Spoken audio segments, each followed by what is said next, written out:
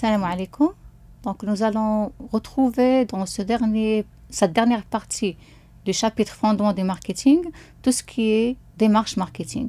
Donc c'est quoi la démarche marketing? Puisque nous avons parlé déjà d'un ensemble d'éléments, nous avons parlé d'un processus, nous avons parlé d'étapes, mais tout ça va être consolidé dans la démarche marketing. Donc les étapes de la démarche marketing sont trois. Donc première étape, donc c'est l'analyse.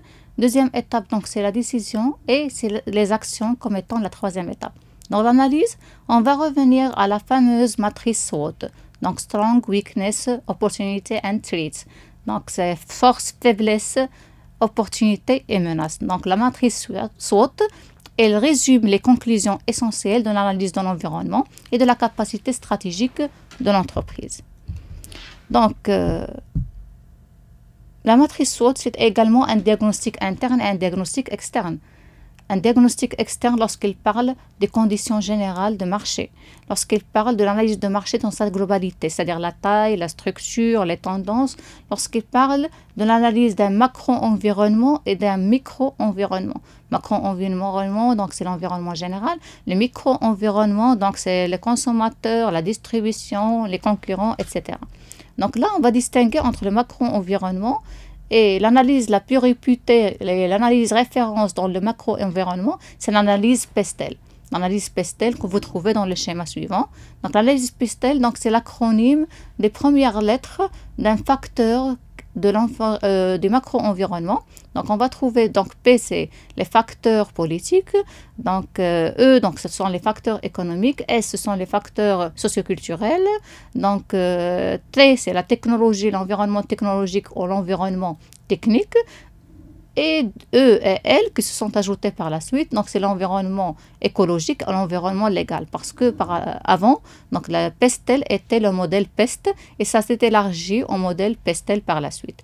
Donc ce sont des facteurs de l'environnement général, ce sont des facteurs un peu qui parlent des grandeurs économiques, donc ce sont des facteurs qui parlent de la stabilité gouvernementale, la stabilité politique, donc le PIB, l'élasticité prix, donc la culture, le mouvement de consumérisme, l'environnement technologique, donc ce sont les recherches et développements, mais également le taux d'obsolescence du matériel et de la machine. L'écologique, c'est tout ce qui est protection de l'environnement, et loi, tout ce qui est loi, législation, etc. Donc, le diagnostic interne donc, consiste à déterminer les contraintes internes de l'entreprise, donc et analyser les performances de l'entreprise, c'est-à-dire quelles sont les forces et quelles sont les faiblesses de l'entreprise. Donc, l'évaluation de la notoriété de l'image de marque de l'entreprise, les ressources dont dispose l'entreprise. Donc, est-ce qu'il dispose d'assez de ressources financières, matérielles, etc. Donc, deuxième étape, donc c'est la décision. Donc, à partir de l'analyse du marché interne, à partir de l'analyse des forces et des faiblesses de l'entreprise et la détermination de la capacité stratégique de l'entreprise, on va décider. On va décider quoi? On va décider la cible. Quelle est la cible à satisfaire sur le marché? Quels sont les clients à satisfaire sur le marché? Donc, la détermination de la cible est un élément très, très important. Identifier la cible, on peut même choisir à la segmenter. Segmenter en différentes catégories, les différentes catégories d'une cible qui peuvent exister sur le marché. Également le positionnement. Donc, je vais choisir mon positionnement sur le marché, c'est-à-dire l'image que je veux véhiculer auprès des consommateurs sur mon marché. Est-ce que je vais choisir de me positionner sur le haut de gamme? Est-ce que je vais choisir de me positionner sur le bas de gamme? Également, choisir le volume de production. Quel est le volume de production que je vais produire sur le marché et que je vais essayer de commercialiser sur le marché? Et donc là, je vais revenir à la démarche SCP de marketing stratégique. Donc, c'est segmenter, cibler et se positionner. Donc, ciblage, segmentation, ciblage et positionnement. Donc, segmenter, comme vous voyez dans le schéma, je vais choisir des critères de segmentation qui sont pertinents. Cibler, donc je vais choisir des segments qui sont un peu rentables, attractifs et porteurs pour l'entreprise. Se positionner, choisir l'image que je veux un peu véhiculer auprès des consommateurs. Troisième étape, ce sont les actions. Et lorsqu'on parle des actions, donc là, ce sont les 4 P, donc les 4 politiques du marketing mix, qui sont la politique produit, la politique prix, la politique distribution et la politique communication. Donc, je vais passer à l'action selon ce que j'ai décidé au départ dans la deuxième étape, selon les études et l'analyse de marché que j'ai fait dans la première étape. Donc, les actions, ce sont les 4 politiques, mais ce sont décidées avant de passer à l'action. Donc, avant de passer à l'action. Donc, la politique produit, donc c'est product. Donc, il faut choisir, c'est-à-dire on a identifié une qualité déterminée dans l'action. Je vais produire un produit dans la qualité voulue, un produit d'une certaine marque, dans un certain style, dans certaines tailles, avec un certain conditionnement, avec un certain emballage, avec une certaine garantie, avec un certain service après-vente, accompagnement, etc. Donc, la politique prix, donc c'est la politique, bien sûr, elle va dépendre du coût de revient, donc pour déterminer le prix de vente par la suite. Donc, c'est la politique prix lui-même, donc c'est le tarif lui-même, c'est la remise, c'est le rabais, les conditions de paiement, les facilités de paiement, les conditions de crédit, etc. Donc, la place aux distributions, la politique de distribution, donc ce sont les canaux de distribution possibles, ce sont les points de vente, les zones de chalandise, les stocks, l'assortiment, les moyens de transport, donc tout ce qui est rattaché avec la distribution de produits. La politique communication qui est en anglais promotion, donc il ne faut pas confondre la politique de promotion en français et promotion en anglais, parce que la politique de communication, elle est plus globale. Donc il y a tout ce qui est publicité, tout ce qui est promotion, etc. Donc c'est pourquoi on parle de politique de communication. Donc c'est la publicité, c'est la promotion des ventes, c'est la force de vente de l'entreprise, c'est le marketing direct, c'est le sponsoring, les relations publiques, etc. Donc pour travailler bien les 4 P, les 4 politiques, il faut un peu se référer, un élément très important, se référer au positionnement de l'entreprise, au positionnement choisi pour l'entreprise. Il faut décliner les 4 P sur le positionnement choisi par l'entreprise. C'est-à-dire respecter le positionnement choisi dans le produit, dans la politique produit. Respecter le positionnement choisi dans le prix. Respecter le positionnement choisi sur la distribution et respecter le positionnement choisi dans la communication. Je vous donne un exemple. Je peux choisir de produire un produit qui est haut de gamme, donc produit haut de gamme, produit de luxe. Donc, je ne peux pas le distribuer dans des supérettes. Je ne peux pas le distribuer dans les grandes surfaces. Donc, ça va nuire à son image. Donc, la distribution, soit dans des magasins spécialisés, soit donc dans la marque, c'est-à-dire dans des franchises de la marque. Aussi bien pour le prix, donc je ne peux pas choisir un prix qui est bas pour commercialiser un produit de luxe. Je ne peux pas choisir des canaux de distribution qui sont un peu normaux, donc grand public. Et je ne peux pas communiquer sur la radio, je ne peux pas communiquer sur la télé. Donc, ce sont un peu des canaux de communication qui sont spéciaux également.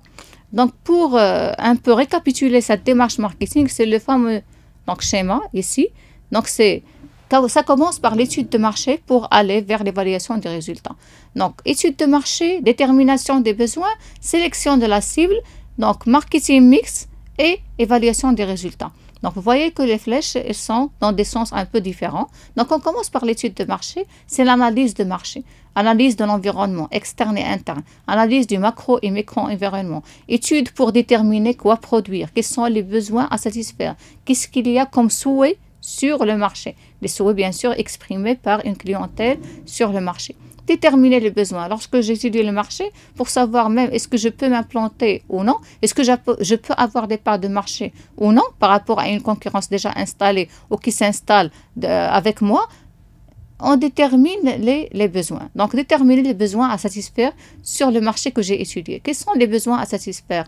Donc, ce sont les besoins d'une clientèle, d'une cible qui sont là et qui attendent leur satisfaction. Et à partir de ce moment-là, je vais sélectionner ma cible.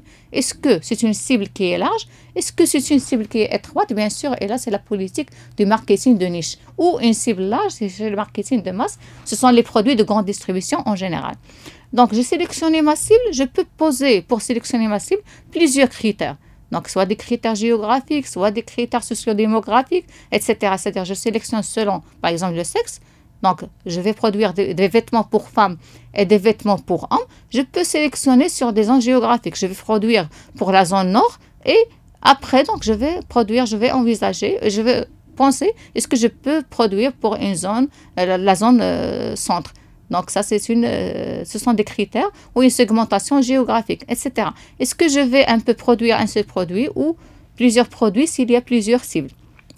Donc, soit on est dans le marketing de masse, ce sont les deux différences, soit on est dans le marketing de niche, c'est-à-dire un marketing de masse, donc pour tout ce qui est produit de grande consommation, un marketing de niche, bien sûr, pour tout ce qui est un peu produit de luxe, produits spéciaux. Après tout ça, donc on passe à l'action, c'est le marketing mix. Donc tout ça va déboucher sur des décisions. Décision de produire quoi? Décision de produire avec quel prix? Décision de commercialiser où? Décision de communiquer comment? Et je passe à l'action. Maintenant, je vais fabriquer le produit voulu, je vais fabriquer avec un prix voulu et je vais communiquer dans les canaux choisis et je vais distribuer dans la distribution choisie aussi. Dernier élément, c'est l'évaluation des résultats. Donc, lorsqu'on parle d'évaluation des résultats, vous allez voir que ça émane de l'étude de marché, ça peut émaner de la sélection de cibles, ça peut émaner du marketing mix. C'est-à-dire, lorsque je veux évaluer les résultats, quel est le problème? S'il y a un problème, bien sûr, c'est l'écart. Évaluer les résultats, c'est évaluer l'écart entre les prévisions et les réalisations. Donc, s'il y a un écart, donc c'est un problème. Donc, c'est un problème à résoudre à l'aide de l'étude de marché. Donc, je vais remonter à l'étude de marché. Mais ça peut être rattaché à la sélection de la cible. Ce n'est pas l'étude de marché totale.